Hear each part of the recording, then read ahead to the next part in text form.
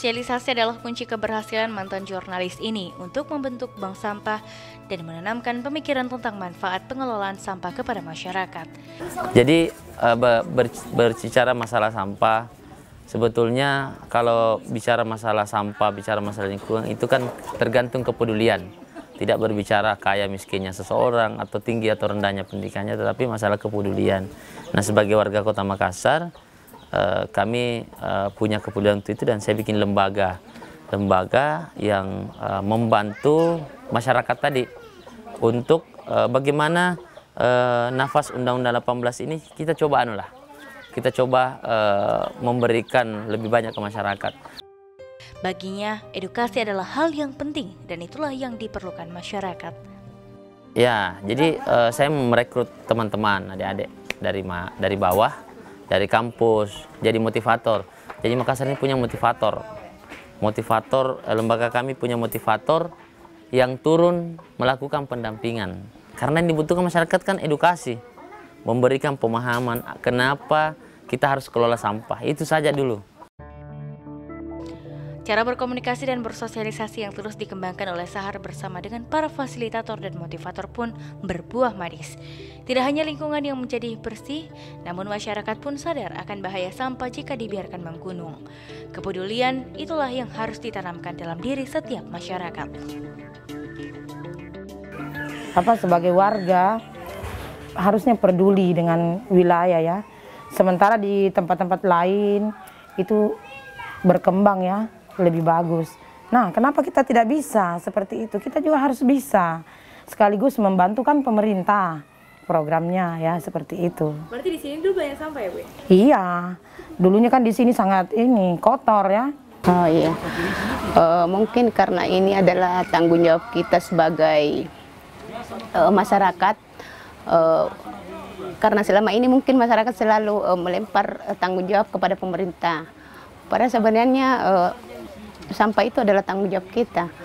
Kalau kita mengelolanya dari rumah tangga, maka kita akan mendapatkan hasilnya juga. Untuk menggugah minat masyarakat agar lebih serius mengelola sampah, berbagai cara pun dilakukan agar sampah dapat bernilai ekonomis. Alhasil jumlah yang terus meningkat hingga mencapai 100 bank sampah membuat volume sampah yang terangkut ke pembuangan akhir menjadi berkurang. Warga di setiap RW yang memiliki bank sampah pun mulai terbiasa mengumpul dan memilah sampah mereka untuk dikompos maupun dijual kepada pengepul. Sistem bank sampah yang digunakan layaknya bank konvensional lainnya.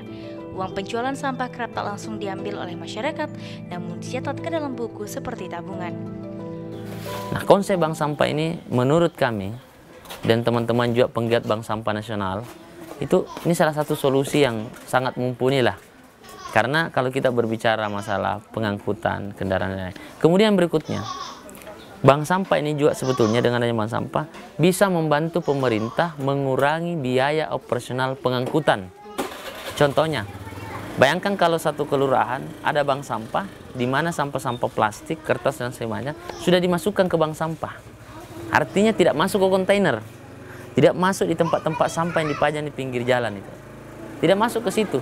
Nah, kalau semua sudah terkelola, sampah organiknya bisa dikompos, sampah anorganiknya bisa jadi didaur ulang dan bank sampah. Sampah apa lagi yang mau diangkut? Sampah memang barang rongsokan, namun siapa yang mengira barang rongsokan tak bisa bernilai ekonomis? Meskipun tak semua sampah yang bisa dijadikan sebagai barang yang bernilai. Berbagai layanan pun diberikan kepada para nasabah. Ada sampah tukar beras, ada sampah tukar produk sabun, dan segala macam. Jadi kalau masyarakat butuh sampo, butuh deterjen, tidak ada uangnya, dia bisa ambil di bank sampah. Beras juga seperti itu, sampah tukar beras sudah ada di sini juga. Yang berikutnya, ada juga di beberapa bank sampah kita sudah ada layanan bayar listrik, bayar air, bayar telepon, beli pulsa. Banyak layanan.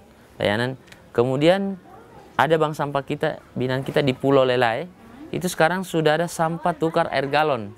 Air bersih ya? Ya, karena di sana kekurangan air. Banyak. Jadi sebetulnya dari bank sampah ini banyak yang bisa diciptakan. Ya, ada simpan pinjam, ada juga pinjam uang dicicil pakai sampah, ada banyak macam. Banyak sekarang masyarakat yang bisa cicil motor Karena sampah. karena sampah. Banyak bisa beli kulkas, beli ini karena sampah. Banyak. Di balik keberhasilan Sahar menggagas bank sampah di Kota Makassar, ternyata ia pun terkadang masih merasakan risau. Kala ada hal yang bertentangan seperti keinginan masyarakat dan kesiapan pemerintah sebagai penunjang.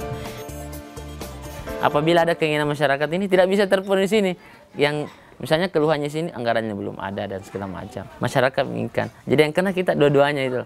Ya kita mencoba menyampaikan bagaimana ini bisa jalan maksimal. Tetapi bukan stres ya. Kalau stres itu pasti kita sudah berhenti sejak tahun pertama. Karena kalau masa stres yang paling itu tahun-tahun pertama. Karena disitulah sulitnya kita membangunkan masyarakat karena ada hal yang mereka sudah terima selama ini, bahwa sistem bantuan-bantuan itu kan selalu top down, dari atas ke bawah. Ada penilaian dibantu pot, dibantu bunga, itu semua dari pemerintah.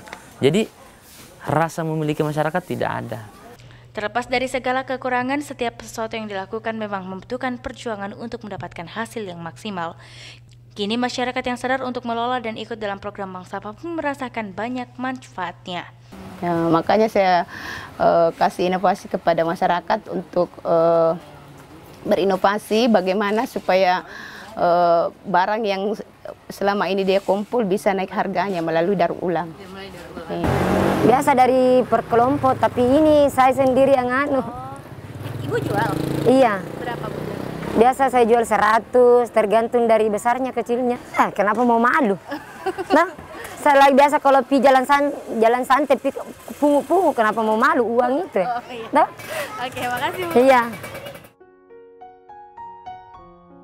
Menikmati banyak layanan dari pengelolaan sampah hingga merasakan manfaat dan untungnya, kini tak ada lagi rasa malu yang dirasakan masyarakat jika harus membawa kantong sampah saat bepergian. Ya, kalau saya sebetulnya kalau kita bergerak di sampah lingkungan, itu kuncinya di 3D.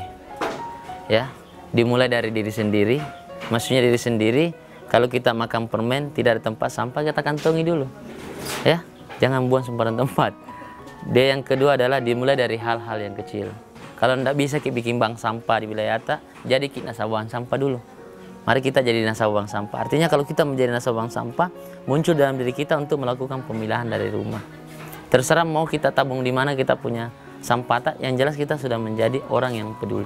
Yang ketiga, dimulai sekarang. Kalau misalnya sekarang masih banyak masyarakat yang belum sadar, mari kita bersama-sama untuk sadar.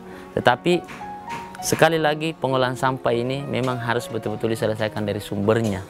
Berikan kesempatan kepada masyarakat untuk mengelolanya secara berkesinambungan, berkelanjutan, dan berwawasan lingkungan.